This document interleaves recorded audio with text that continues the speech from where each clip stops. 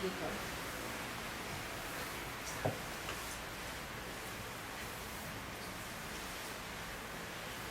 Arahang Samma Sambuddho Bhagava พร้อมกันเลยนะคะ พุทธังภคะวันตังอภิวาเทมิสวากขาโตภควตาธัมโมธัมมังนามัสสามิสุปฏิปันโนภควโตสาวกสังโฆสังฆังนามามิ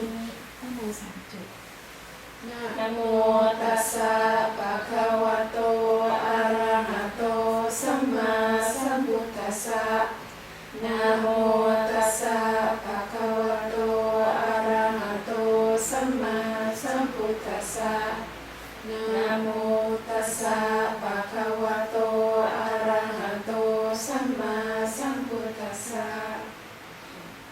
Hello everyone. Okay. I'm very glad that I have a chance to come here and share the knowledge with you. Okay, and it's only because our time is very short, so I'm going to get to the point. Okay, normally before I start to share my knowledge with people, I like to compare as I'm coming to sell a type of medicine. Suppose this medicine is to help you to lose weight, right? Help you to lose weight. ยาลดความอ้วน lose weight. So it means that you have to be a fat person and I've got to be a thinner person so that I'll be able to sell you this medicine, right? If I'm fat and you're thin, I don't need to be here. But today is not that type of medicine as such. It's a type of medicine that the Buddha offered to us to reduce the size of our suffering, our turmoil, okay? So I'm going to survey the market first, whether you are suitable to buy this medicine or not. The medicine that I'm going to offer to you today. Because if you don't want this medicine, there is no point for you to be here and there's no point for me to be here either. Okay? So I'm going to ask you some certain, question by asking you to look at this picture. And the question is, suppose if your loved one, your boyfriend, okay, or girlfriend, go off to talk with someone, so closely, intimately, and you watch from the distance, okay? The question is that, is there any one of you in here never have the experience of thinking a bit further, okay? That, oh gosh, is my girlfriend or my boyfriend, having any fling, any affair with that person, or why they're so close, why they're so intimate like this. He or she never talked to me like that at all, Do you think too much? คิดมาก in Thai. Okay? The question is that, is there anyone who never had that experience before? Never had the experience of, คิดมาก when thinking too much, when your loved one talking to someone. Please raise your hand. You never? Okay, good. I'm going to ask you out of it. Okay, that's good. But it means that the rest, you all, thinking a bit more than what actually happened. Okay? Okay. So it means that you are fat and you might need this medicine. This picture is very good for those who have children. Okay? Our little girl is supposed to come home at, let's say, 7 o'clock, but it's now 8 o'clock now. And where's my little girl? Why hasn't she come home yet? Okay? So most of the mother, her mind will go crazy, gone wild, thinking all sorts of things that, my daughter could be kidnapped, could be murdered, could be raped, could be killed, all these things, We've gone through turmoil, right? Which is quite a natural thing that happened to all mothers. The question is that, is there anyone in here who don't have this kind of feeling or reaction if this kind of situation happened to you? Not necessarily that got to be your children, maybe your elderly parents, okay? Your 70 or 80 years old mom went out shopping, supposed to be just half an hour, but over an hour now, why hasn't she come back? And then you start to begin to think a lot in your head, turmoil begin to set in, worry, anxiety begin to set in, right? Is there anyone who never gone past that experience before? Please raise your hand. No. It means that you're fat and you might need this medication. Okay? So, and this is another one, another good example. Okay? Losing a loved one, losing or parting from a loved one through death is something that everyone have to go through. And then it's a natural thing that we all have to go through pain, turmoil, sorrow, sad. Okay? And losing your loved one, it doesn't necessarily mean that the old people go before the young one. Sometimes the young one can go before, the elder one. And then when this happens, it's quite natural that, we feel sad or this thing, right? Is there anyone who never feels sad or sorrow or feel the pain when you lose your loved ones, or just think about losing your loved ones? Okay? Would you like to raise your hand that you've never gone through any pain? Or I will not go through any pain? No? No, it means that you'll have this. So it means that you are quite qualified to accept this medicine from from the Buddha's knowledge, which is something that I'm going to share with you today. And this is something so close to everyone, really. Okay? Someday, without any apparent reason, our mind, it can be just really gone so unsettled, so raw, in terrible turmoil, without any apparent reason. Okay? We cannot sit, we cannot stand, we cannot lie down, in peace at all.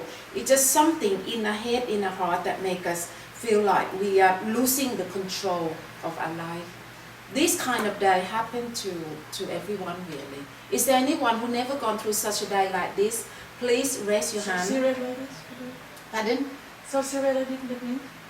It means like you feel that. You I feel think I just never got like this. Yeah. You never? No.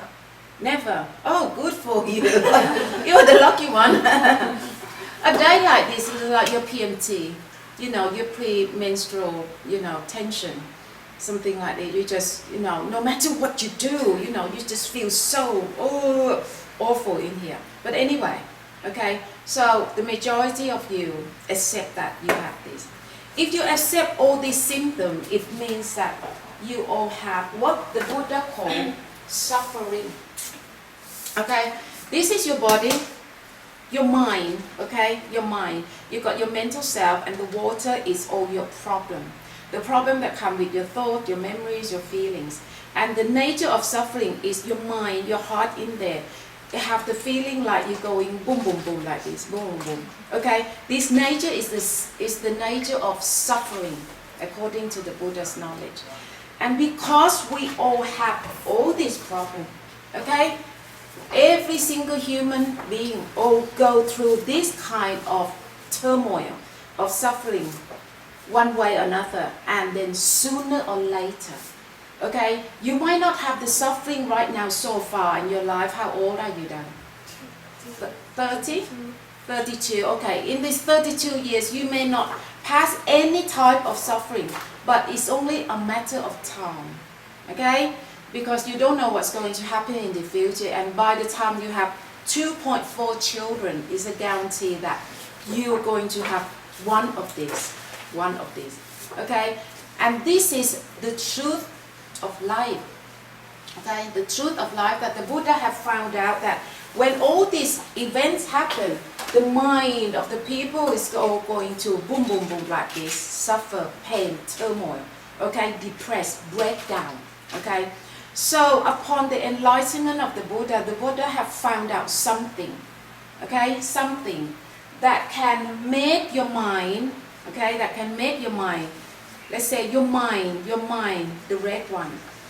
The water is all the problem, the boom, boom, boom one, okay? This medication that I'm going to offer to you today is the medication that will allow your mental self or your mind to be with the problem in the way that you can be above the problem, not under, okay? Under the problem, it will make you really in pain, in agony. But this medication, if you know how to take it, is going to help you to be above the problem, okay? And this is the reason that I'm here today, to offer you this medication, okay? So far, up to this point, is there anyone refuse to take this medication? I mean, I never force this knowledge upon anyone. You make the choice yourself, okay? So I just would like to ask you once again that, are you ready to take on this medicine of the Buddha that I'm going to offer to you today? If you don't want to, accept this medicine, it's really entirely your choice, okay? So, are you quite ready then to take on this medicine? Yes. Because this medicine is not like, the tablet that make up of white, this thing, chemical thing that you put in your mouth and then follow with the water and then swallow. It's not as simple as that. The Buddha's medicine is something that you need to be guided. You need to be guided. Okay? So if you're ready to take on this medicine, we are going to come to look at this chart. So suppose that you are here at location A. You have accepted that every one of you have gone through this type of turmoil, this type of agony before. Okay, so let's say that we are standing here at location A, when you still have the stress, worry, anxiety, turmoil, breakdown, depression, sometimes up to the point of suicidal. Okay, and have fear, have insecurity, all these things. And the reason that you are here, because you want to find your inner peace, you want to find your mental stability, you want to feel in control of yourself, right? You want to find the harmony in your mind, your body, all these things. Or basically, you just want to make yourself feeling happier. And this nature, when your mental self is still above the problem like this, okay, is what the Buddha calling being happier. Okay, this is what they call the inner peace, harmony, have the mental stability, and the free from all kind of fear. Okay, from all kind of fear. Fear of being old, fear of having cancer, fear of being, have accident, fear of death, fear of darkness, fear of spider, all kind of fear. Okay, we all like to be free from that. So these are all the quality of location B. So what you're going to learn today is that I'm going to offer you a journey. I'm going to take you on a journey, but this journey is not a physical journey. A physical journey, to travel from A to B, you need to walk. You either bicycle, or take a car, or aeroplane, or boat, or whatsoever. That is a physical journey that allows you to move from A to B. But you can see that all the symptoms that we talk about, the pain, the mental turmoil, mental instability, the unhappiness, suffering like this, has nothing to do with your physical body, but it happens on your mental level, right, in your mind. So therefore, this trip that we're going to take today is a mental journey. It's a mental journey, okay, that can help you move from A to B. So therefore, the Buddha gave us this vehicle, or the medicine that I told you earlier, okay? And this vehicle, or this medicine, is called the 4 foundations of mindfulness, okay? This term is a Buddhist jargon. Also, sometimes they call vipassana. These 2 terms, it could be new for you, okay, new for you. But it's not new for the Buddhist people, okay. But it's a kind of jargon that sometimes it doesn't really make any sense to you at all. So I have invented a very common term that will help you to understand the meaning of the 4 foundations of mindfulness, or vipassana, a bit better. And that is bringing your mental self back home. Foundation basically means home. Mindfulness, being mindful, is your mental self, okay? Your mental self being mindful on the foundation, on the different foundation, which is altogether, let's say, bring your mental self back home, back to the 4 home. So the 4 foundation of mindfulness, vipassana, or bringing your mental self back home, is the exact vehicle, okay, vehicle, which can take your mental self moving from location A to location B. Take you from the point where you have the stress, turmoil, fear, insecure, or suffering to the point that can make you feeling happier. Okay? So today I'm going to teach you how to drive this mental vehicle, or in the term of taking the medication, I'm going to teach you how to put this medicine that the Buddha offered to us into your mouth and follow with the water, okay, in comparison. But the actual practice is something that you've got to follow my guidance very carefully, okay? Because as I say, that is not as simple as driving a car, or not as simple as putting a tablet on your tongue and follow with water, swallow like that. Okay, it's a bit more complicated, but it isn't that difficult if you have the clear guidance. Okay, so can you understand so far? This is just the brief introduction, help you to understand the reason why you need to do meditation. Okay, a lot of people really in Thailand, don't really understand why we got to, sit down cross-legged, cross our eye and keep on watching our breath. What for? Because it's just so painful. You got pins and needle, I don't want to do it. Why I have to do it? And then my mind is full of stuff, But this is the reason. A lot of, meditation school did not tell you the reason, the clear reason why you need to do meditation. So the very reason why you need to do meditation or vipassana, or to bring your mental self back home, is because your mind is in the state of boom, boom, boom all the time. Across the whole human race, there is no one can escape from the nature of mental suffering, okay? Mental suffering. And the Buddha have found out this fact on the night of his enlightenment.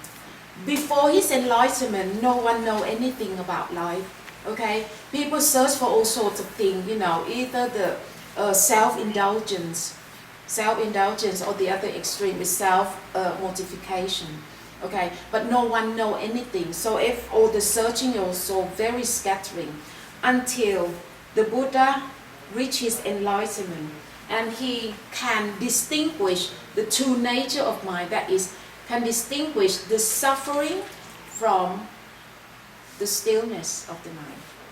Okay? So when he knew that, but before that, this nature, all across the human race at that time, people are boom, boom, boom, in different level. But no one knows the significance, nature of the stillness of this mind, until the Buddha have found out on the night of his enlightenment. And then he decided to teach people.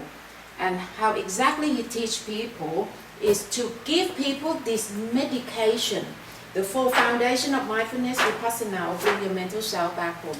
So this is the actual medication, which if anyone take this medication, that can alter the state of the mind from the state of boom, boom, boom to the stillness, like this. Okay, so following his teaching, there is a clear guideline, because the Buddha have found out this nature of stillness. Okay, so everyone is all, searching for the certain, have the very clear direction that about the clear purpose of life. So everyone all move to one direction according to the teaching of the Buddha, and that is to help people to have the happier life. Okay, so today I'm going to offer you this medicine, this universal medicine that can help you change the nature of your mind from this boom, boom, boom to this stillness, okay? Or this picture. Before the enlightenment of the Buddha, the nature of the mind of people is all swinging to either side, left to right. Swinging to this side, to the left side, they call suffering, turmoil, okay? Insecurity. But swinging to this side, you call happiness. But it's a type of happiness that the Buddha doesn't recommend, which is called the worldly happiness. Worldly happiness is not the real type of happiness, But upon his enlightenment, he found out the true happiness, and the true happiness is the still mind, okay, the inner peace, which later on I will link to the innocent perception. So this is a true kind of happiness. The Buddha said that there is no happiness that can be greater than the peace of mind. No other kind of happiness that can be greater than the peace of mind. And this is what he found out on the night of his enlightenment, which no one knew about it before. Okay, they all know only this type of happiness. So therefore, the Buddha said that, okay, if you take this medication that I'm offering to you, the four foundation of mindfulness, vipassana, or bring your mental self back home, you will have a taste of the true kind of happiness, which is your inner peace. Okay, so this is just a brief introduction that will help you to understand why you need to come to do the meditation that I will offer you today, which I call to bring your mental self back home. Is there any questions? Okay, so you have no question why you need to take this medicine. If you have no question, we're going to delve into the actual practice. Okay, delve into the actual practice of the how to take this medicine, which you got to know your physical self, your mental self. Right. So you can see that the turmoil, the stress, unhappiness, all these things, insecurity, lack of confidence, all these things, it all happen in your mental state. And then we want to be happier, right? We want to be happier, want to be more at peace, want to be in control. This word is good, in control of your life. Because a lot of the time, people react in a lot of circumstances because you lack the control of your mind, right? And when you lack the control of your mind, it can be quite frightening. So we are going to delve into this practice and help yourself to be in control of your life so that you can be more at peace and happier. Okay? So you can see that all we talk so far is all talking about the mind or the mental state. So it is very important that we are going to get to know our mental self. Okay, we're going to delve into the details now. We are going to walk from location A to location B. Okay, location A to B. So where you are having stress and turmoil, this thing to this. So the one who do the walking is not your physical self anymore. The one who do the walking is your mental self. Okay? So I'm going to introduce by using the Buddha's approach. When the people in the scientific world, when people look at humans' life form, we only see one solid thing. You have a life form, and then you got the brain. It's just like you see this. This is your physical body here, your brain is here. And then you call the brain as mind, right? But the Buddhas look at humans' life form. He said that no, we not only have the physical body, we have the mental state which act or work independently from the physical self. So he said that in fact we got 5 separate entities, which is your physical self and your mental self, and then the other 3 entities here. This one will see better. We got, in Pali term, we call khandha, the 5 khandha, okay, the constitution of human's life. But because our mental state, this is your physical body, and this for nature makeup of your mental state or your mind. Okay, so I'm going to introduce this red thing to you first before we can move on. So you have your physical self here, and then you've got your mental self, and this mental self is the one who is going to walk this path from A, having stress, unhappiness, turmoil, okay, to B, feeling happier and in control of your life. Okay, so you've got to know this one first. before you can have better understanding. So yeah, we move all this away, and then this is how I'm going to explain to you. Basically, you're going to meditate, but in the way that you will, you know exactly what you're doing. You've got your physical self here. So your brain is here, right? Physical self, your brain is here. And then you've got your mind. So what make up your mind? There are two parts. Your thought, memories, and feeling is the water. And then your mental self, which is your true self, is here. So I'm going to introduce this true self to you first. Okay? You got your physical self and you got your mental self. I'm going to ask you to close your eyes later, and I'm going to explain like this. When you close your physical eyes down, you still feel that you have a self. You have a self, and that self is your mental self. In English, you can call as the word, they use the word consciousness. A lump of consciousness, that is your mental self. But I don't want to use the word consciousness. I will just use mental self. Okay? And I will say that this is your physical eyes. Your mental eyes are exactly at the same location as your physical eyes. And eyes are for what? For viewing, for looking things, right? Your physical eyes is for viewing the external world of sight, okay, sight, shape, color. But your mental eyes is for viewing your internal world, your inner world. And viewing what? I'm going to ask you to smack your hands 5 times, okay, very heavily. And then I'm going to ask you to use your mental eyes to look at the pain in your hands. Look at the pain in your hands. And make it clearly that your mental eyes is the observer, the viewer. The pains in your hands are the viewed, the observed, the subject and the object. Okay, the subject and the object. Okay, and keep on doing this. And then while you're doing this, I'm going to explain that the pain in your hands or the sensation in your body is the nature of your first home, second home, all these things.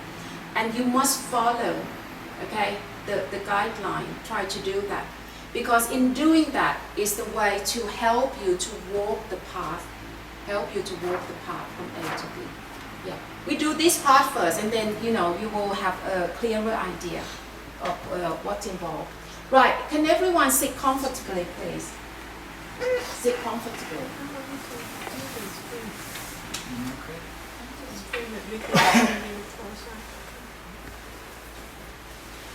Right, everyone, close your physical eyes down.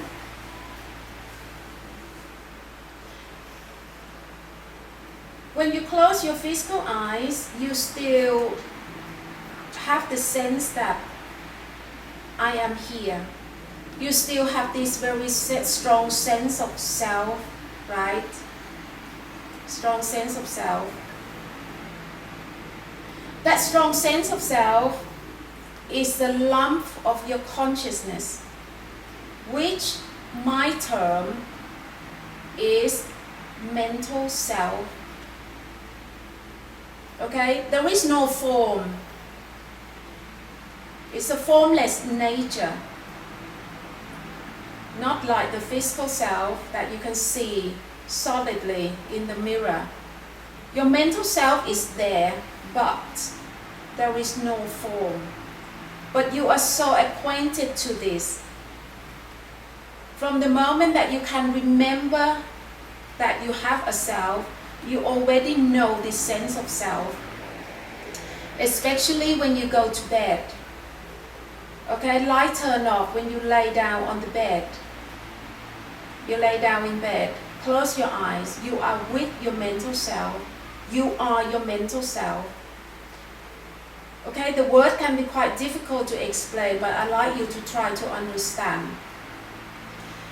And then next thing, I'd like everyone to make a point that by your eyes, by your physical eyes, is the location of your mental eyes. The mental eye that belong to your mental self. Okay? Eyes are for viewing. Eyes are for viewing. So can you all smack your hands 5 times hard, please? 1, 2, 3, 4. And then place your hands down. Place your hands down on your lap. Now, use your mental eyes by your eyes ball there. Look at the pens in your hands. Make it clearly that your mental eyes are the observer. The pens in your hands are the observed. Your mental eyes is the object, is the subject. The pens in your hands are the object, the observed, the viewed.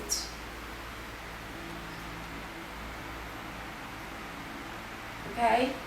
And then keep on looking at the pens in your hands.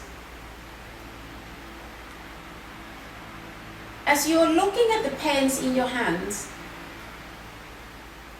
by just doing this activity, this mental activity, you have already brought your mental self back home. You have already brought your mental self back home because your bodily sensations as the pen in your hands is the nature of your first home. Is the nature of your first home. So to bring your mental self back home is by using your mental eyes, looking at the pens in your hand. By doing this, your mental self begins its journey. Your mental self is walking the path, okay? Walking the path from location A, where you have the stress, worry, anxiety, turmoil, lack of control, fear, feeling insecure, lack of confidence, all these things. Go toward location B. When you can find your mental stability, when you can find your mental peace, harmony, in control of your life, or basically feeling happier. So now we are delving into the details of the actual practice, the actual walking the path. How exactly you do it. First of all, you've got to be able to locate your mental self, which is the self that is walking this path. So that's why I told you to close your physical eyes down. And once you close your physical eyes, you still have this strong sense of self, which I call your mental self. And where your physical eyes are is the location of your mental eyes. And then use your mental eyes, look at the sensation, the painful sensation in your hands. Just by doing this, your mental self is walking the path now from A to B. From where you're having turmoil, having problems, pain, to where you can be free of pain, mental pain. Okay?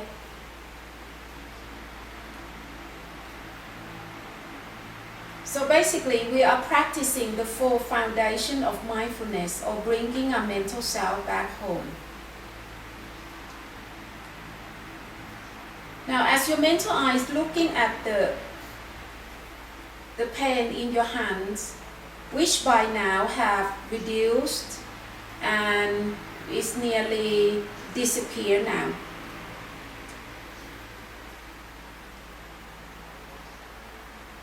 But in fact, your body have other sensation too.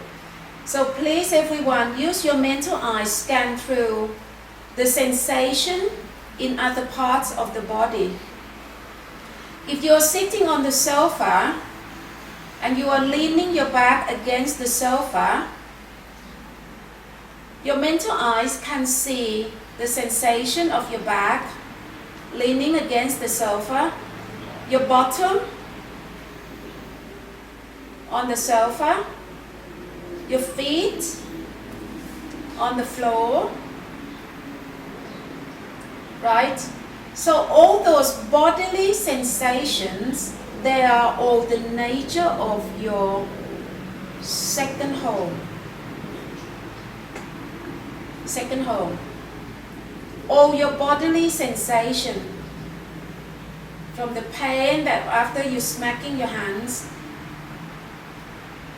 along with the sensation of your body touching the sofa and the floor, those are all the nature of your second home. So please use your mental eyes to see through, to go through the sensation of your back, your bottom, your legs, your hand that touching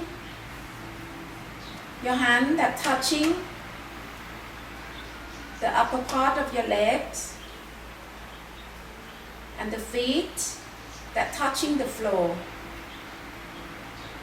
Okay, let your mental eyes scan through all those sensations and make it very clearly that your mental eyes are the observer, the viewer, the looker, the subject. The sensations of your body are the observed, the object, the viewed. It is very important that you can separate the observer from the observed. That you can separate the subject from the object, so that your practice can be clearer.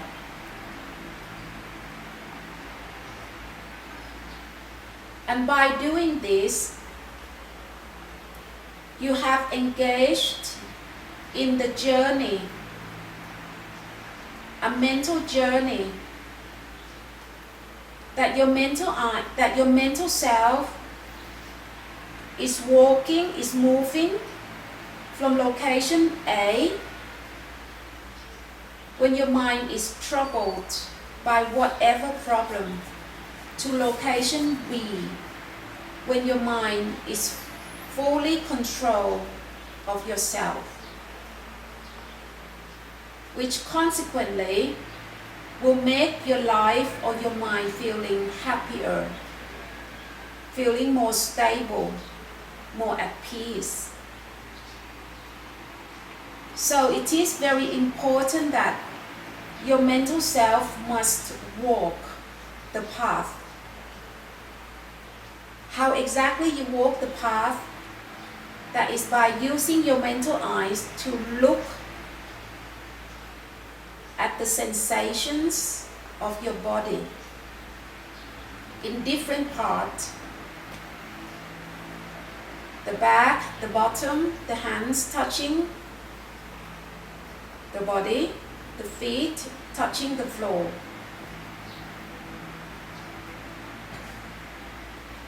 By doing this, you have brought your mental self back home.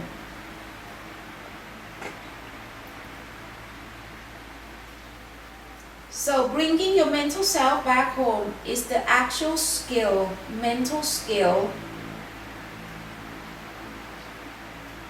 that can help you to lead a happier life. So I'm in the middle of teaching you how exactly you can bring your mental self back home.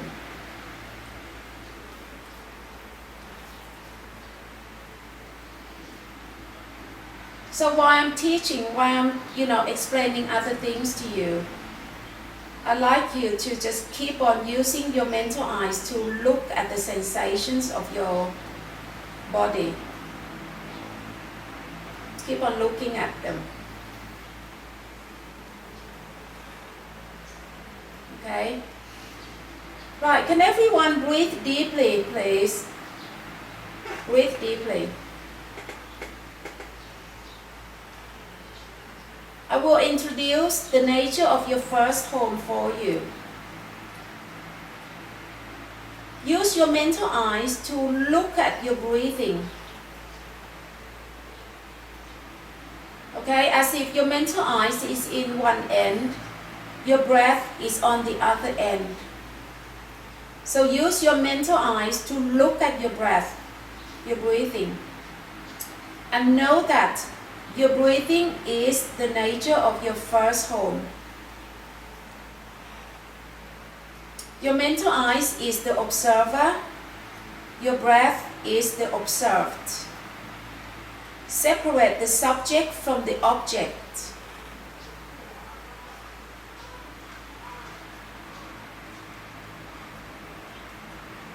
So at the moment, your mental eyes can see your breathing as well as seeing your sensations, your bodily sensations. I will compare this practice to your physical eyes view a postcard. A postcard that have the mountain, the scenery of a mountain, and the sky, the blue sky. When you view a postcard with the scenery in them, you can see the mountain and the sky in one viewing, right? So is your mental eyes can see your inner scenery, your mental scenery in one viewing.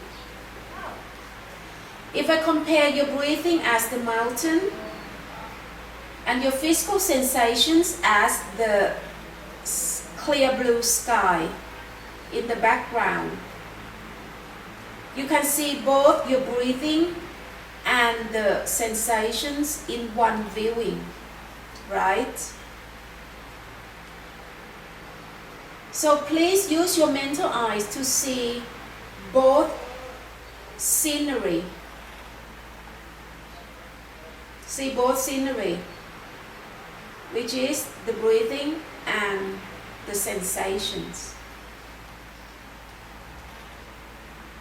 By doing this, I explain as extending the first and the second home into one bigger home.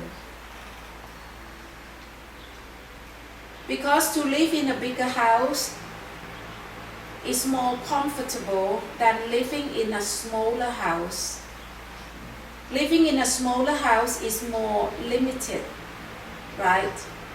It's not as comfortable as living in a bigger house. So is your mental self.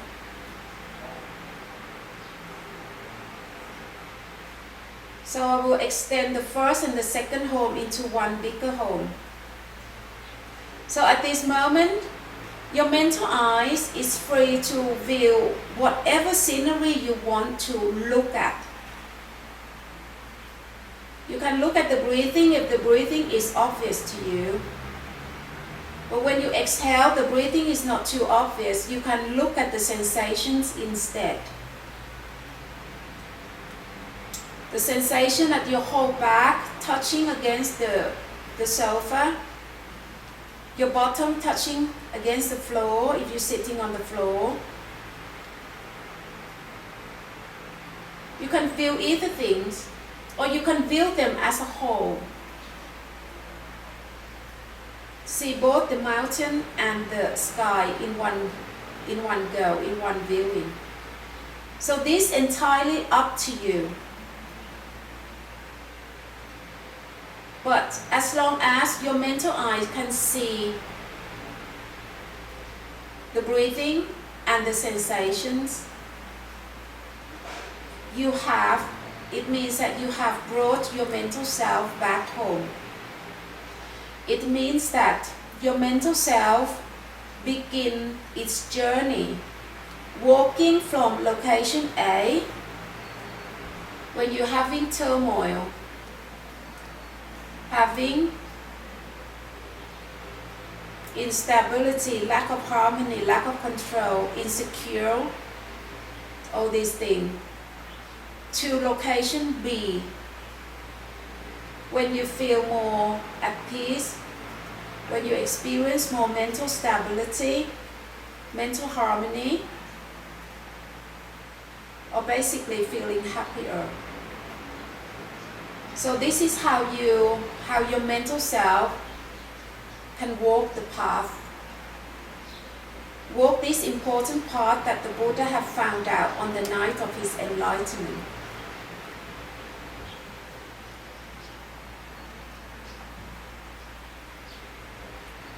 Okay, so everyone please carry on, use your mental eyes, viewing your breathing and your sensations, as in bringing your mental self back to the first and second home. And then listen what I'm going to explain further. If you still don't know the reason why you need this practice, I'm going to explain again. Why I use the concept of home. Bring your mental self back home. The reason is because before this practice, your mental self is lost in your mental jungle. Whenever you have problems, stress, turmoil, worry, anxiety, depression, breakdown, for whatever reason, I'd like you to understand that your mental self is being lost in your mental jungle. Your mental jungle is made up of your thoughts, your memories, and your feelings, emotions. You think of the problem, your memory of all the problem, you feel of all your problems. All these things, these three things, weave into a jungle in your head, in your heart. And this jungle, which sometimes very much like a black forest, where your mental self is in the middle of it, unable to find its way home. When your physical body is lost in a black forest, in a jungle somewhere, it can be quite scary, quite frightening, quite worrying, alarming, isn't it? And the first thing that you want to happen to yourself is for someone to come to you and guide you safely home. When you're lost somewhere, the best thing that can happen to you is for someone to bring you back home. Which on the physical level, it can be easily done and arranged. You have the mobile phone.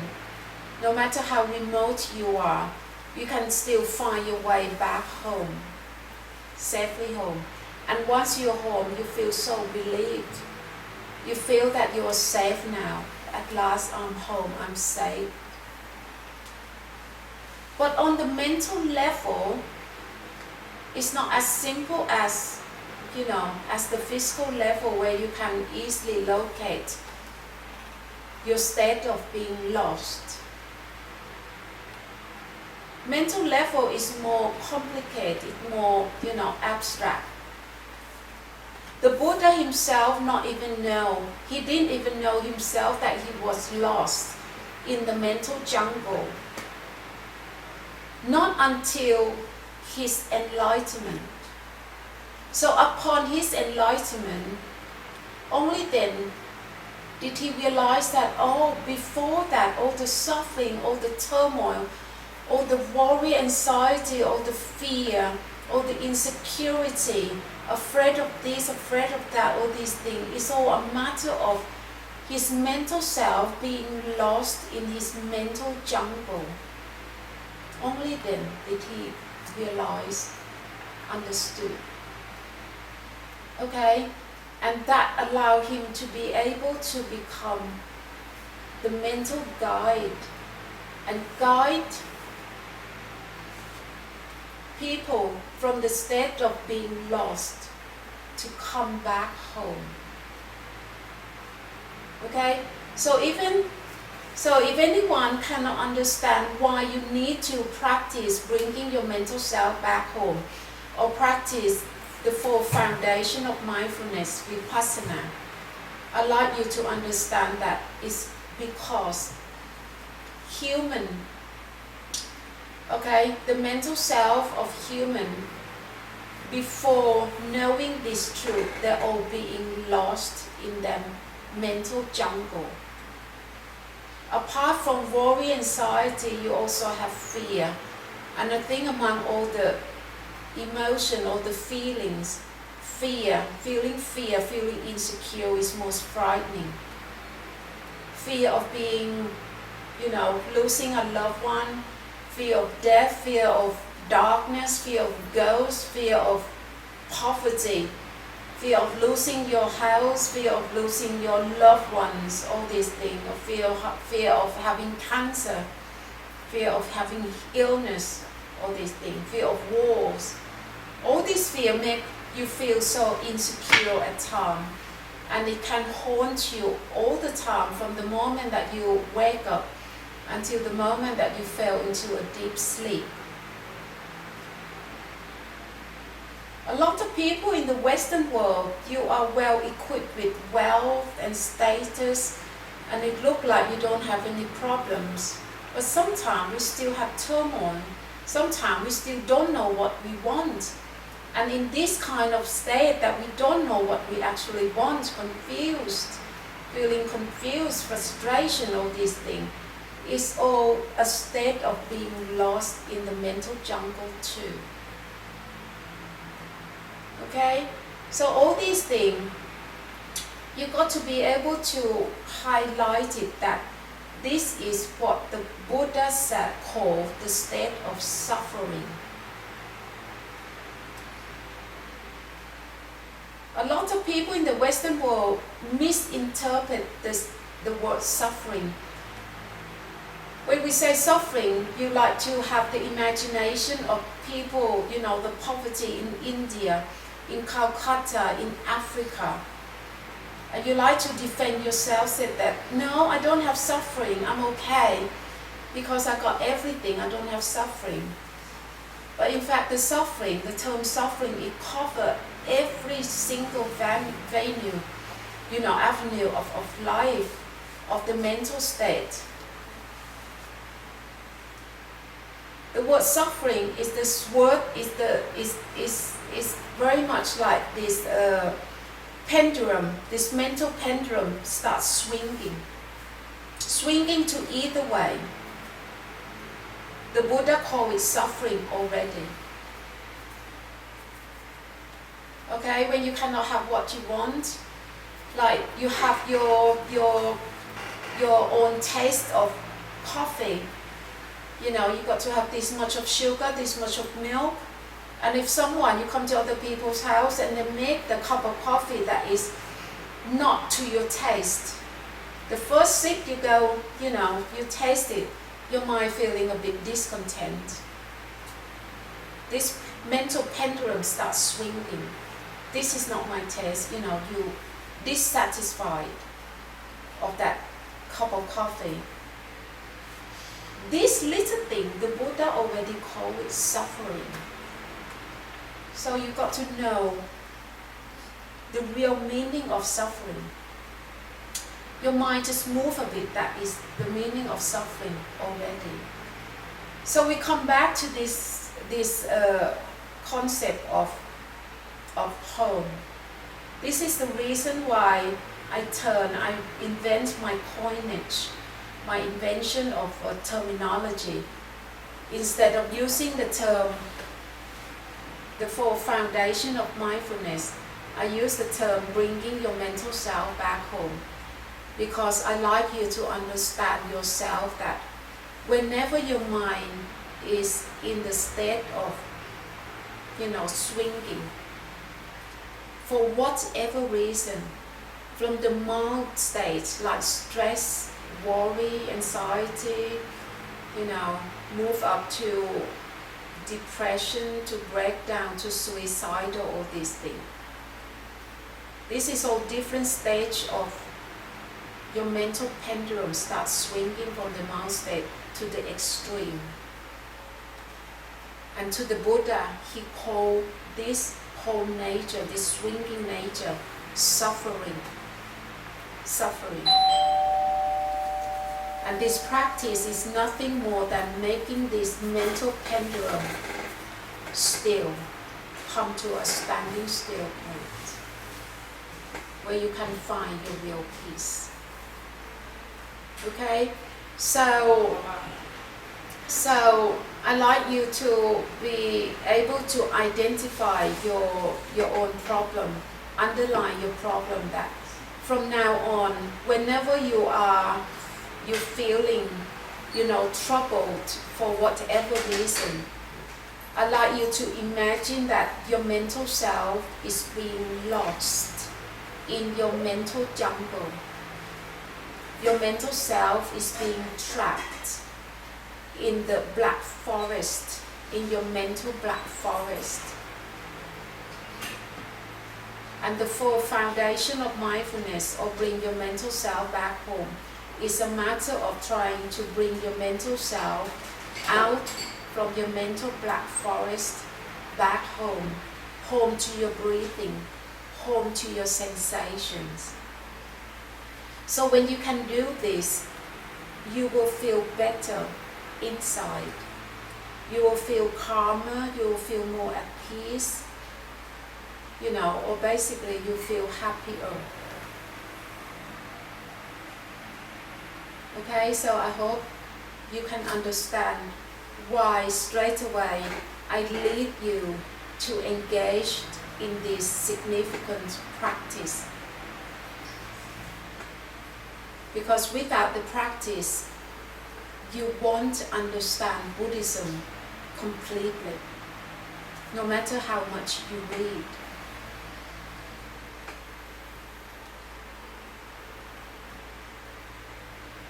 So the practical side is very important. So before we open our eyes, it is very important that you know what your mental self is. Your mental self has no form. It is of energy form, no form, but it's there. It's the feeling that you are so acquainted of since you can remember. Since your childhood, that you can remember yourself. Okay? So I will call this lump of consciousness as your mental self.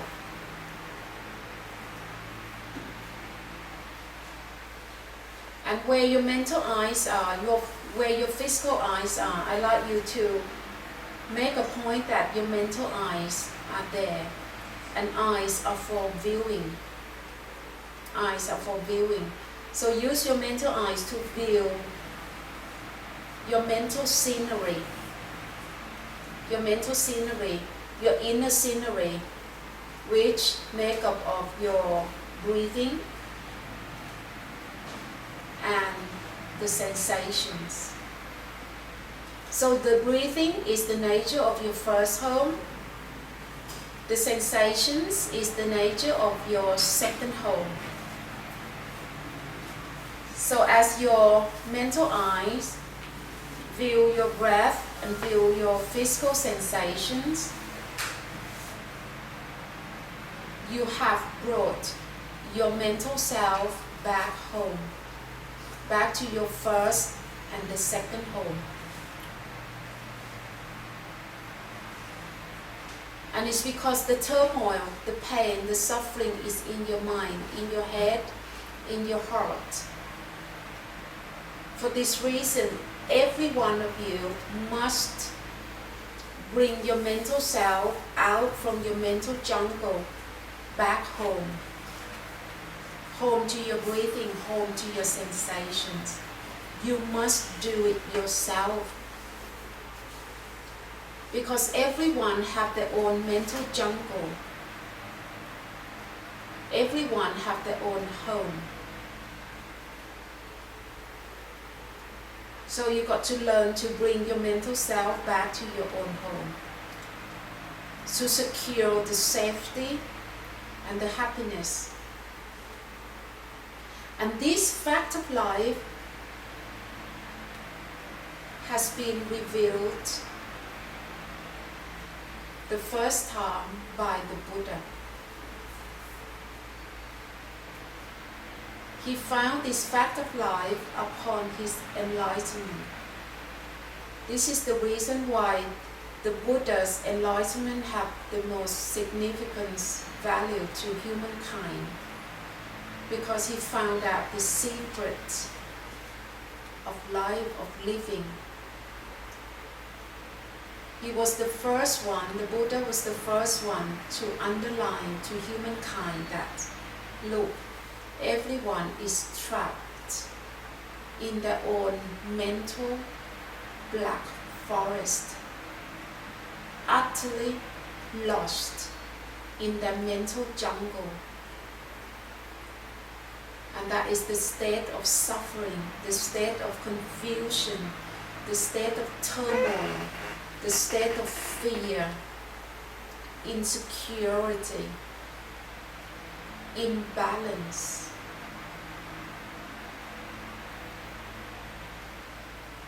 So when the Buddha can highlight this, can underline this state of suffering, he can then lead people back home by telling people that, do you know that your breathing is the nature of your home?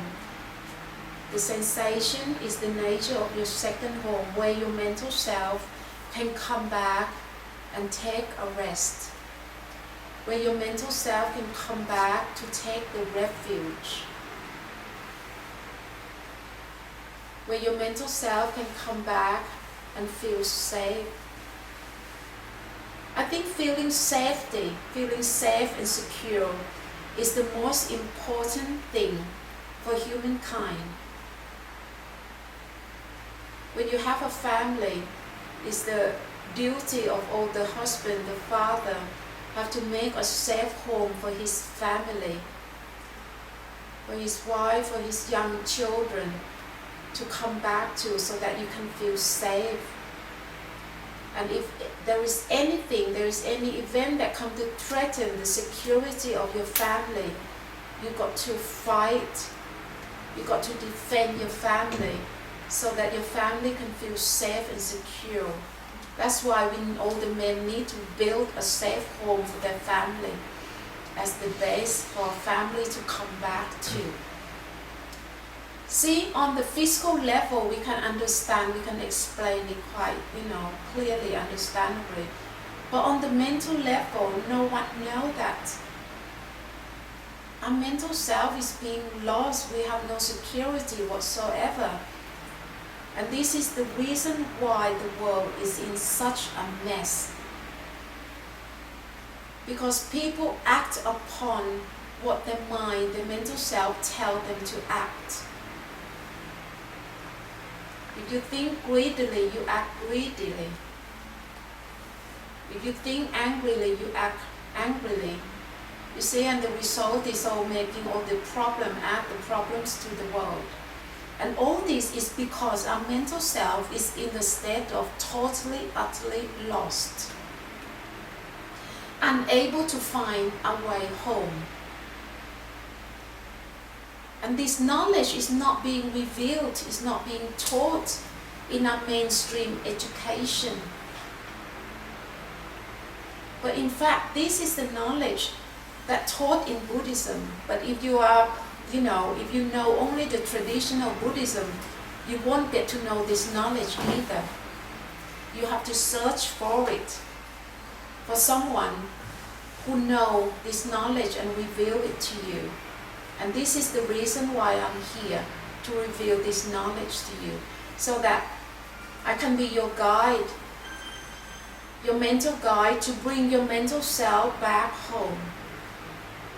So far, I have introduced to you your mental self, as well as the nature of your mental home. Your mental self have 4 homes to return to. The first home is your breathing, the second home is your sensations. To bring your mental self back home, you got to use your mental eyes to notice and focus on your breathing, focus on your sensations. That's all you need to do. Okay? So I'd like you to do this first and then explain later, you can understand better. Right, I'd like everyone to smack your hands again 5 times. Please. 1, 2, 3, 4. Place both hands on your lap and use your mental eyes. A new arrival as well, okay? Where your physical eyes are, make a point that is the location of your mental eyes. Use that mental eyes to view or look at the pains in your hands right now. Make it clearly that your physical eyes, your mental eyes are the observer, the viewer. The pains in your hands are the observed, the viewed. The subject view the object. The sensations in your body, no matter what, including the pain, pins and needle, are the nature of your second home, where your mental self can come back and take a rest.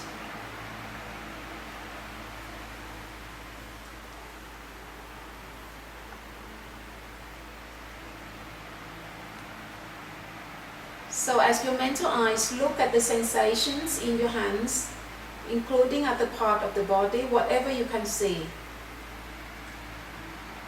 you have brought your mental self back home already.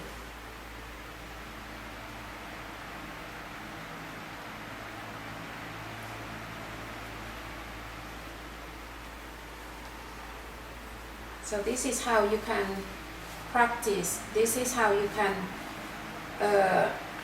develop your skill now. The skill that can make you become happier. Right, before we open the eyes, I'm going to let you do one more thing. Your first home got 2 doors, has 2 doors that you can enter.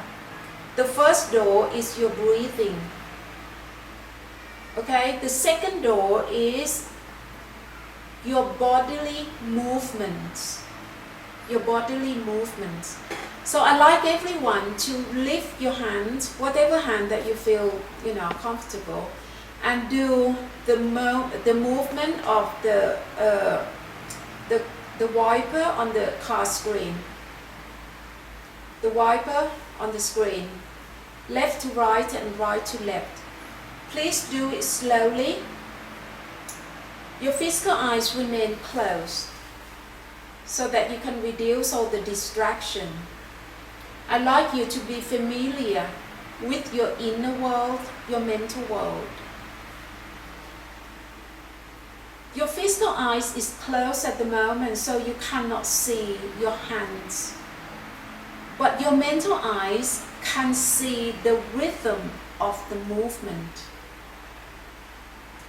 Please do not do any imagination. This is not imagination. Do it very directly.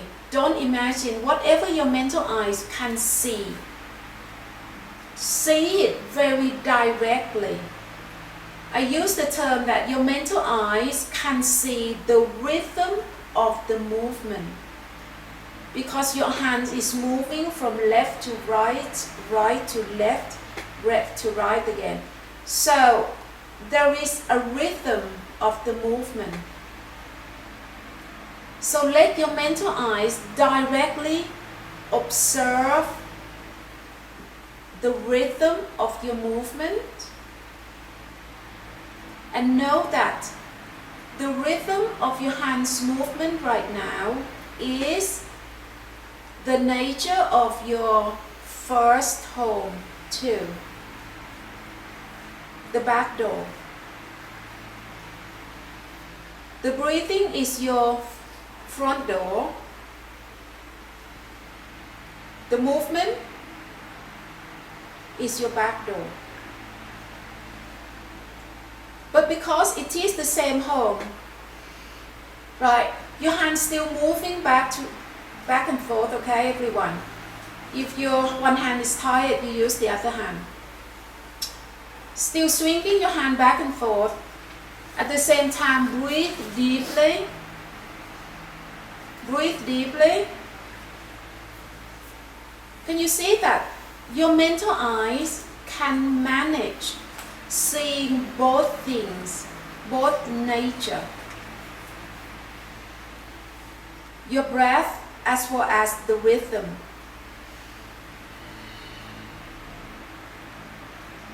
So I'm going to compare the rhythm of the movement as the cloud in the sky. The breathing is the mountain. The rhythm of the movement is the cloud. You can see the mountain and the cloud, the moving cloud at the same time, can't you? So is your mental eyes can manage to see the breathing and the rhythm of the movement in one viewing.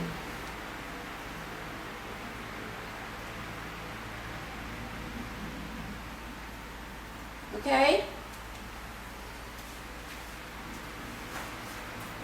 I'm trying to extend your first and second home and make it into a bigger home. Your mental eyes is viewing a mental postcard, a mental scenery. So your breathing is equated to a mountain. The rhythm of the movement is the cloud, the moving cloud. And then your physical sensation is the sky. Okay? Right, everyone, put your hands on your lap. Both hands separate. Separate both hands. And then I'd like you to stroke your hands round your knees and up your upper leg and down again round your knees. As you're doing the stroking of your legs round your knees, see, you have the movements attached to the sensation. As in cloud, the moving cloud attached to the sky. When you look at the cloud in the sky, you have to see both nature, right, together. The cloud and the sky together. So is your mental eyes can see the movements and the sensations together in one viewing. And if you breathe deeply as well, go on, breathe deeply. Can you see that your mental eyes can manage to see three nature in one viewing? Your breath, your sensations, and the movement. the rhythm of your movement in one go. So this is a matter of extending your first and second home into one bigger home. So please everyone try to use your mental eyes to know all this scenery in your mental world.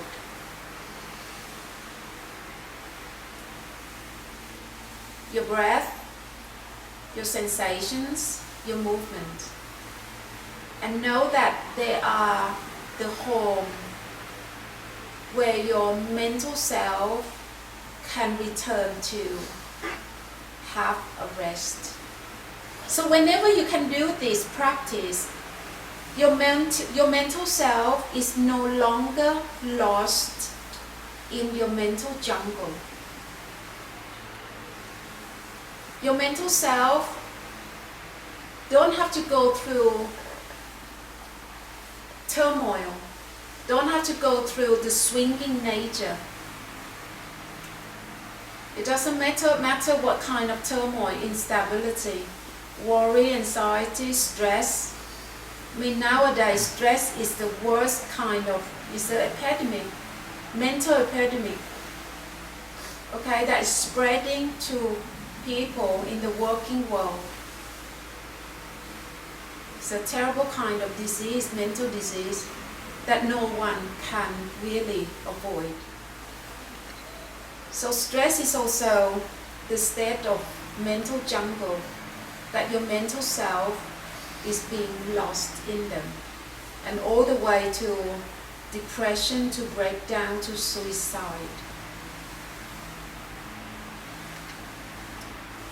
So today you are learning the knowledge, the Buddha's knowledge that can lead your mental self safely home. And by now you will know that this nature that you are doing, yeah, you can stop stroking now. Place your hand on your lap, still. And then observe the sensation, second home, which the scenery change again, isn't it? So your duty toward yourself is to make sure that your mental self can be home. Okay? If your mental self is home with your breathing, with your movement, with your sensations, your mental self is safe. But if you don't do it, your mental self is slipped back into your mental jungle. And the state of lost will happen again. Turmoil, stress, worry, anxiety, depression, breakdown, suicidal. One way or another, it will happen to you. Discontentment, insecurity, lack of confidence, all these things is all the symptom of mental loss. The loss in your mental jungle.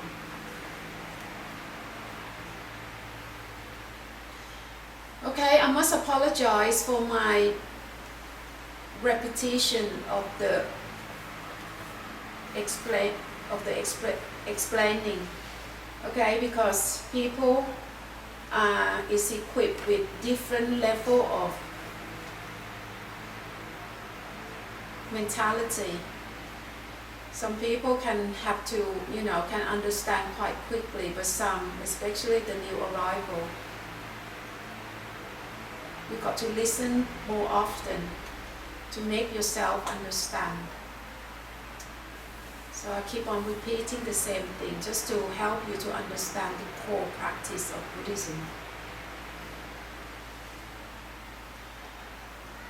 Right, breathe deeply everyone, and then slowly open your eyes.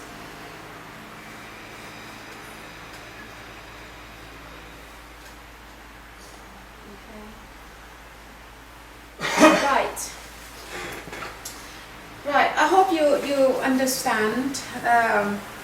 So basically, I took you into a mind journey you are on your mental state, okay, on the location A where you have all the stress or the mental turmoil.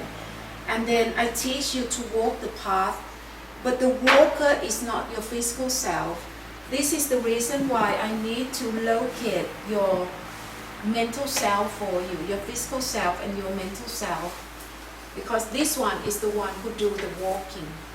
So when you close your physical eyes down, I explain to you that you still have a very strong, instinctive sense of self, which is your mental self. And your mental eyes is here also. And I tell you to smack your hands hard. The pen is here. I ask you to use your mental eyes to look at the pen in your hands first and say that this is the nature of your second home. But the important point is that you must practice in this way. You must know that this is the viewer, the subject, the observer, and this is the viewed, the object. Keep on doing this.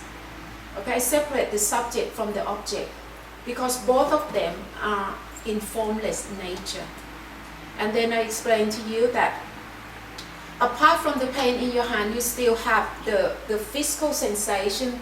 It depends on how you sit. If you sit on the sofa, the whole of your back, your bottom part, your feet touching the floor, all those are the whole of your second home, the whole nature of your second home. So if your mental eyes keep on watching the home, the sensation of your back, your bottom, your feet like this, you have brought your mental self back to your second home already. It means you are walking the path. And then I ask you to breathe deeply. Breathing is here, so your mental eyes look at your breath. By doing this, you have brought your mental self back to your first home. And the sensation as well, doing this. Okay, don't imagine anything. Your mental eyes see the rhythm of your movement. The rhythm of your movement, all these things. This is also your first home.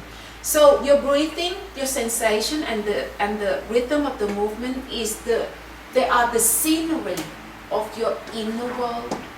Make it like that, okay? And then keep on looking at them.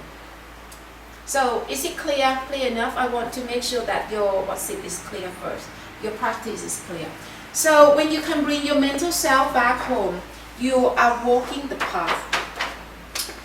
But I have also explained to you the nature of your mental self being lost in your mental jungle. Here, we come back to look at this. I have introduced your physical self. I don't need to introduce this to you. You already know your physical self well. I have introduced your mental self, which is the lump of consciousness. Okay, the lump of consciousness. Yeah, we see these two things first. These two things. Where's the dog?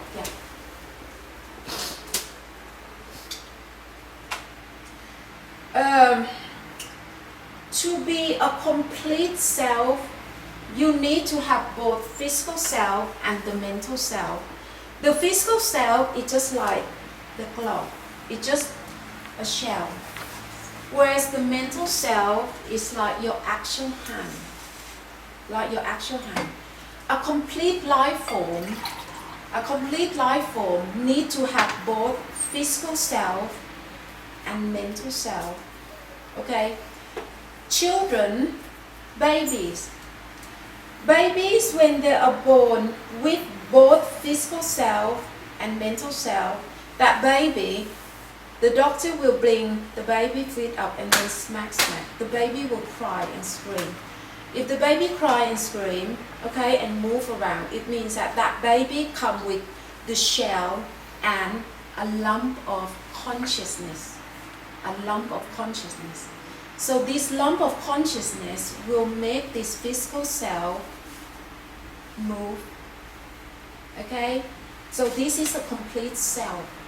But if the baby born from the mother and then the doctor hold him up and keep on smacking the bottom, but no matter how much you smack, the baby won't cry and remain mending still like that. It means that that baby come only with the shell, but without the true self, the mental self. This lump of consciousness doesn't come with the shell. So therefore, the baby is, is dead, cannot function. So the reason that you can function all these things because you have both physical self and mental self. So therefore, your life form is complete. So to back this up, I'm going to show you that. To back this up, I'm going to show you that there are 4 events, okay, that the mental self is elsewhere. We don't have to ask where it's gone. I just want you to know that when your mental self is not with your physical self, this thing is useless. So suppose, there are 4 events, okay, that I want to prove to you that when the mental self is not there, this body, this shell is useless. That is when you are in a deep sleep, when you're unconscious with or without anesthetic. We are not going to delve into that far, just know it on the surface. When you're in a coma and when you are completely dead, okay, completely.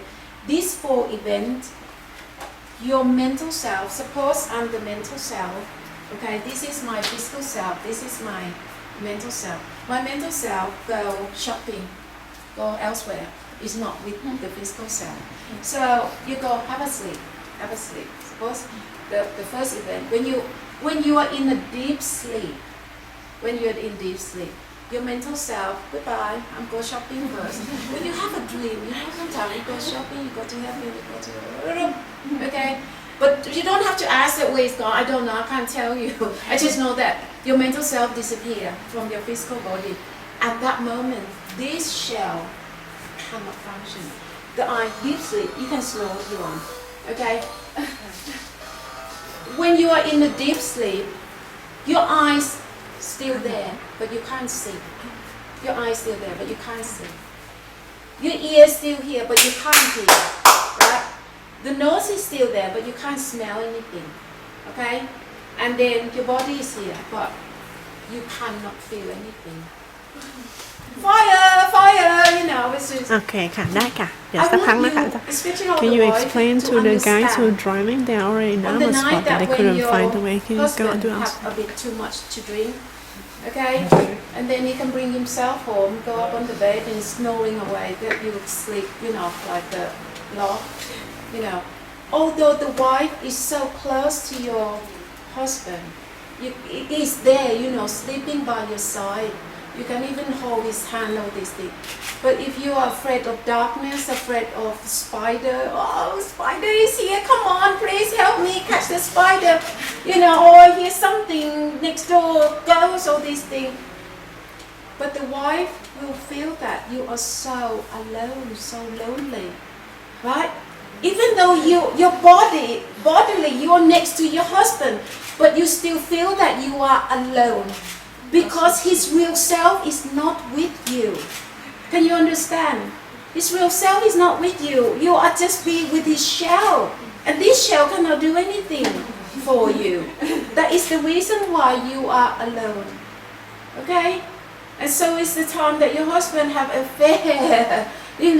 You're sitting at the dinner table, opposite to each other. But his mind is going shopping with the Mianoi. Shopping with the Mianoi with these things.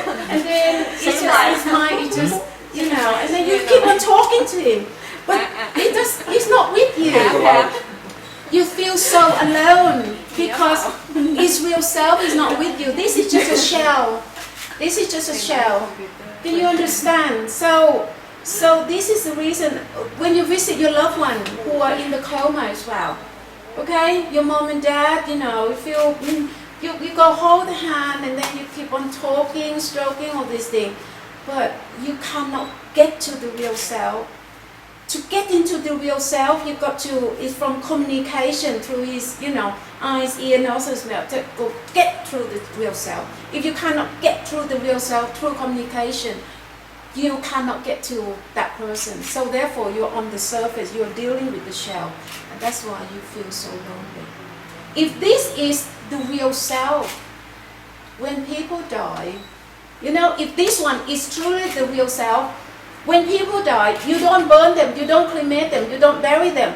You just keep them at home, still sleep with you, all these things, but we don't do that, do we?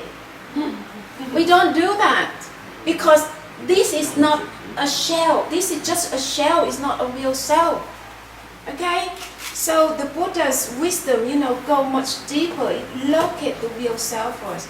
Alright, okay, right. Come back to sleeping. So you understand now. Okay, when people go into a deep sleep, they are no good. But when the moment that the mental self or the real self come back, see, this lump of consciousness come back. You are not, this eye is not open. When you feel what? Feel conscious, feel awake, even though the physical eye is not open yet. But when this thing come back, see, you feel conscious. You feel conscious means that this lump of consciousness come back to you. And that is the time that you feel awake. You feel awake. And you feel awake and then your whole life complete now. And you can function then. You can get up and do this, and that. Right? See? Yes. And then you can communicate with him. Right? And then you feel that you're here now. Can you understand this? Okay? So this just to, thank you darling, thank you. Just want to prove to you that our real self is not all this beautiful, this handsome creature. No, our real self is the mental self. Is the part that we cannot locate, that most people still don't know what it is. Okay? And the frightening point is that we are savaging our natural resources, our mental resources, human resources, just to look after this physical self, which, how old are you, darling? The youngest one? 27. You're 27. Are you younger? 24. 24. And how long you want to live, darling? 100 years old? 24, okay. Let's say 80. 80 years from now on, every single person in this room, all gone. All gone, die, dead. Okay, I'll let you live 100 years old. 104. Right? We are using, the whole of our education system in the world. All those knowledge is all come to look after this physical self, which another 80 years time, this room all gone. And okay, another 100 years time, every single world, 99.999, population, at this very moment will all gone, vanish. But all the knowledge is just come to this. So therefore, we don't have the knowledge, the true knowledge to look after our mental self, which is our true self. Okay, so this is the part that I like you to think about it. It's the part that I, talk in in A New Hope for Humankind. So this is the reason why the very first thing I introduce to you is your real self or your mental self. And apart from that, I help you to bring your mental self back home. So we come to the next one. Here. So you've got your physical self, mental self, which you already know is your true self. You still got three things: your thought, memories, and feelings. So these three things here, I got to do it as wait for me. When you read my book, you will come to a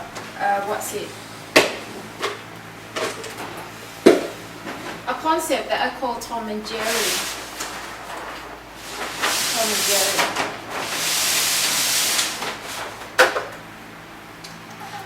You got your mental, physical self who deal with the world, okay? The external world. The external world of sight, sound, smell, taste, and touch. Okay, this is how the Buddha explains. So I will show you this picture. This might no longer apply to you. Teenager. Okay, when you are courting and then, okay, this kind of event happens to everyone. You have a fight with your girlfriend, boyfriend, all these things. Argue, fight, and then you walk away. Okay, no solution, then you walk away. When you walk away, everyone will still fighting in your head, right? You're still arguing in your head. You remember what he said. So all those words, all those sentences, painful thing, just come into your head and then you fight back in your head, argue in your head, right? Is there anyone never go through this kind of thing? Please raise your hand. We all go through, right? So no matter what kind of problem that we go through like this, the Buddha said that try to round all these things down into the problem that come with sight. No matter what problem that you have, all those problems will come with sight, which is the boyfriend or the girlfriend. If it's this picture,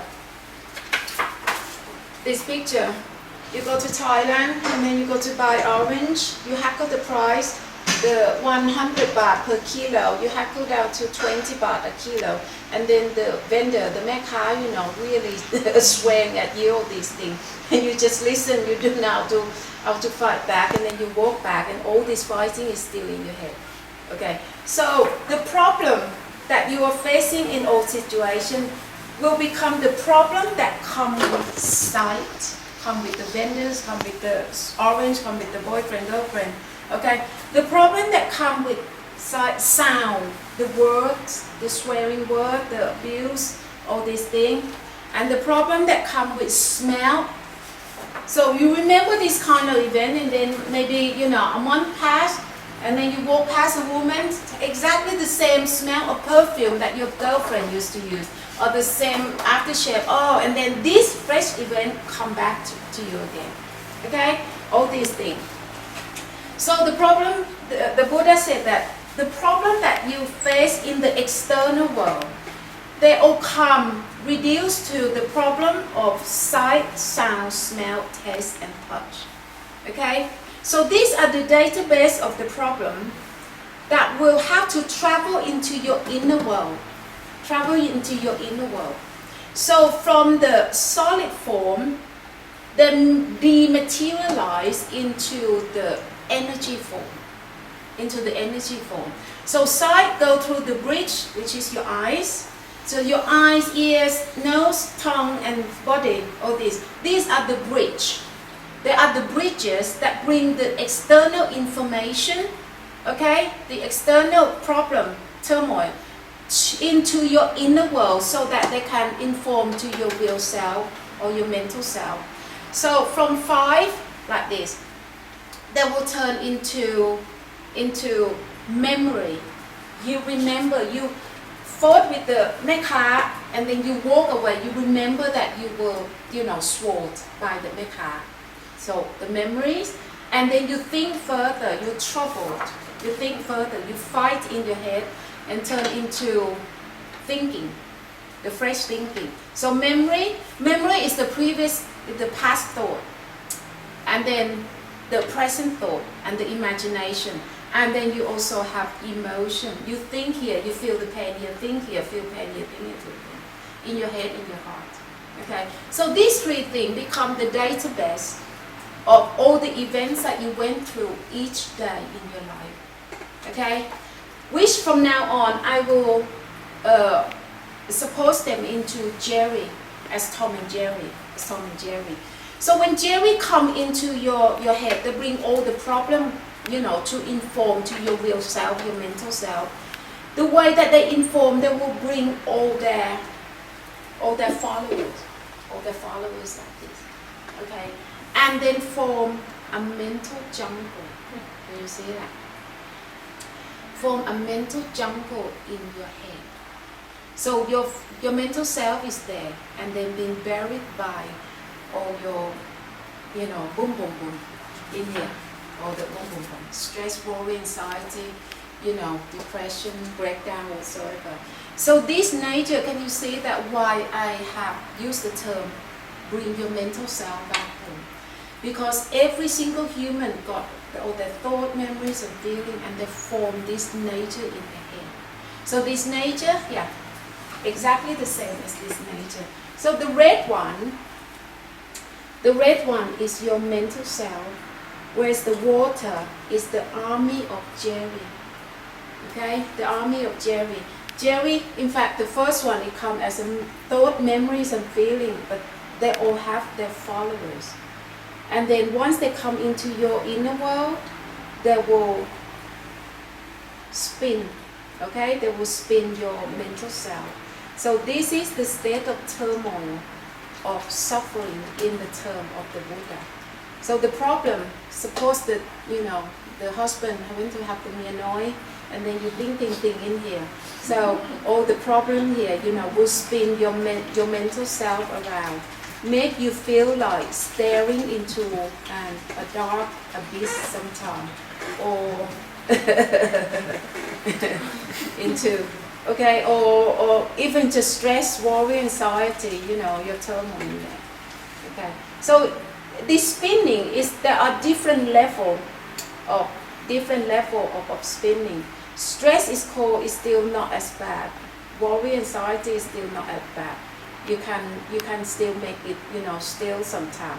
But when you reach the point of depression, breakdown, suicidal, I mean physically you can pretend, force a smile. For women, we put a bit of makeup on and force a smile. People might not know that you are in pain, but only you yourself know that inside, I'm dying. See, breakdown is very good because your mental self is completely break down by the army of Jerry. This is the reason make human able to do one activity that defy the human instinct. All humans love their life dearly, all the same. But people who can defy that instinct is those who can kill themselves. And the reason, in fact, killing yourself is not an easy thing to do because we all love ourselves so dearly. Okay? But why they can kill themselves? Because the real self or the mental self is already dead. It's already been killed, being bombarded by the whole army of Jerry, see, or being, killed into pieces like this. But the body and the mind have to live together. So when your true self is already destroyed, your physical self cannot live further. So that's why you got to kill yourself. So make the activity that is so difficult, make it something into, something easy to do, which is not natural. Okay, so this nature and this nature is also the same. My toy, I bully them so much until they become handicapped for the Legos. So suppose this is your mental self, your real self, mental self, and this is Jerry, the army of Jerry, like this. So when Jerry come into your head, your mind, they don't just come and say hello, they come and take you over, take your mental self over, okay, and make into a state of you being lost in your mental black forest, and then spinning you around. This is the state of turmoil. And some turmoil, sometimes you don't actually have an obvious problem. Because physically you have wealth, you've got education, you've got, social status, you've got everything. You've got no reason why you've got to have turmoil, but there are some days that you just don't understand why your mind is just so, it's unhappy. You see, so unhappy. The reason, it can be anything, it can be anything. But the actual reason is only because this thing is swinging. And the actual reason is because your mind is still being trapped in this mental jungle, unable to find its way home. That is the real reason, the core reason. So upon the enlightenment of the Buddha found out that this is the actual problem of humankind. So he said that, okay, this is what you have to do. Bring your mental self, okay, back home. In Buddhism, we have a word, lut pon. Lut is mean disconnect. Pon, it means go beyond. Okay, lut pon is the word that they describe the enlightenment of the Buddha. Lut pon or go beyond, disconnect and go beyond suffering. So this lump, this nature is suffering. This nature is suffering. This is called suffering. Okay, so the Buddha, upon his enlightenment, he had the experience of disconnect and go beyond this lump of suffering. Okay, and this is exactly that humankind have to do if you want to solve problem at source. The real problem is because you, first of all, don't know that you have a true self. Secondly, you don't know that your true self is being lost in your mental jungle. You see, it's dead like this. Okay, so when you practice bringing your mental self back home, is to free your mental self, okay, free, to make it disconnect and go beyond this lump of suffering, and then problem will be solved. Is it clear? Is it clearer to you? Okay, come clearer to you. So when you can do this, so when you can bring your mental self back home, you can actually make the state of turmoil, boom, boom, boom, like this, calm down, until your mental self can live with the problem, but live above problem. Because some problem, you cannot change it, you cannot alter it.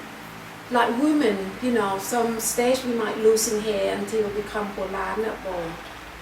You know, or you born, you know, with just one eye, so all these things, being ugly like that, unattractive, let's say. All these problems, you cannot change them because it got to be there all the time. But you can choose to live with those problems, with the mind like this. People who losing their hair look at the mirror and say, oh gosh, you know, I'm so ugly now, no one is going to like me, I can't live with myself now, I've got to kill myself because I don't have hair, you know. So one whose mind, you know, with the boldness, deal with the boldness, with their mind like this. Whereas another woman who can detach, who can understand, you know, life a bit better, is okay, I don't have hair, it's good, I don't have to look after much, I don't have nits or lice, yet lice, you know, I don't waste the shampoo, I don't have to go to salon. And then if I want to go to party, I can just wear a wig, different wig every day. I'm happy. So the boldness is there, but one woman deal it this way. We act like this, whereas another woman, we act like this. The boldness is still there, but she can live above the problem. This is the difference and the choice that you can make. Not much of a choice. If you don't know this way, you don't have choice. You just have to live, you know, like this all the time. But if you know this practice, you have choice, and that choice is how you can live above problem. And this is only one example, one small example, because I believe that the world is not getting any easier. The world is not getting any easier. Okay? And our natural resources, you know, as you can see, the economy is cracking, all these things. And on top of that, we still got diseases, swine flu, birds flu, all these things. And if the worst come to the worst, you know, all the money that we value so much, it can easily turn into just a piece of paper without any value. And everyone really got to fend for themselves, you know, all the basic instinct will come out, and by then, you know, but just hope that it won't happen in your lifetime, but you never know, because we never know what is, you know, around the corner, do we? We never know. An accident can happen. I mean, before you broke your hip, you were just so... I was going home, and I think I'd go to the weekend to my wife, and I was in hospital. See? So you fell down? Yeah, I fell. I tripped on my own legs. Yeah. On your own leg as yes. well? Your own leg. So you cannot sue anyone, really. You can't No, sue only yourself. myself. Yeah. You see, life, we never know what is around the corner. This example of women as well. One thing, you're okay, you're not winning, you found the lump, so, oh gosh, I got cancer, how long I got to live, all these things. And then some problems, you cannot change them. You cannot change them. So you have the choice of living with the problem like this. It all comes down to how you react to your problem. People who don't know this meditation skill, they react according to what Jerry tells them to. Go on, get angry, get this, get that, which doesn't help. It won't make you heal any quicker, do you, if you get angry with yourself? It doesn't make life easier. No. But if you, I cannot, it will heal in the end, but while my bone is healing, I try to live, like this, above the problem, and then you gain the bonus. You have the bonus in having, your life in control. So all this is entirely up to you. But the bottom line, you got to know that you don't know what is around the corner. Accident can happen, illness can happen, okay? Can happen, and then the next thing you could be in the wheelchair, you don't know. So, but even though that happened, if you have this skill, at least you can find a happier life despite the problem. Okay? Can you understand up to this point? Up to this point. So this is the reason why I choose, to teach you bring your mental self back home. So when you can bring your mental self back home, your mind move from this state that is beyond, out of control into a state like this. So why we got to practice morality first? Because morality will reduce the turmoil, the boom, boom, boom like this, into the part that you can, in control first. Okay? And then when you can bring your mental self back home, you will reduce the Jerry population in your head, in your heart, take away all the big ones, all these things out until it just like cut down your mental trees. Cut down your mental tree until you can see the direction. Okay, free yourself. Right, so this is what bring your mental self back home. It's, the impact of bringing your mental self back home. Basically is to free your mind. Okay? So if you can understand the concept is very much that's all. Okay? There are more, in fact there are more, but I will explain later. But what I like you to do more is the practice, is the practical side, so that you can engage, in this skill more often, until it reaches the point that all your housework, your daily task is all involve movement, either hand movement or foot movement, which is the nature of your first home. Okay? And your breathing, the nature of your first home, the front door is with you all the time. And then sensation is also with you all the time. So no matter what activity you do all through the day, you have your first and second home with you all the time. What you need is to develop your mental skill for your mental eyes or your mental self to be home at all times. Okay? So the target of this practice is for you to be able to do it until it becomes your first nature. Not second nature, but the first nature. The first nature is the life of the enlightened people like the Buddha and his enlightened follower. The enlightened follower will be mindful, or they are able to bring their mental self back home all the time as the natural, habit. The natural habit. Okay. So, shall we take 10 minutes break? You can go to the toilet and have a bit of drink, and then come back. We are going to do a bit more practice before lunch. Okay. Yeah.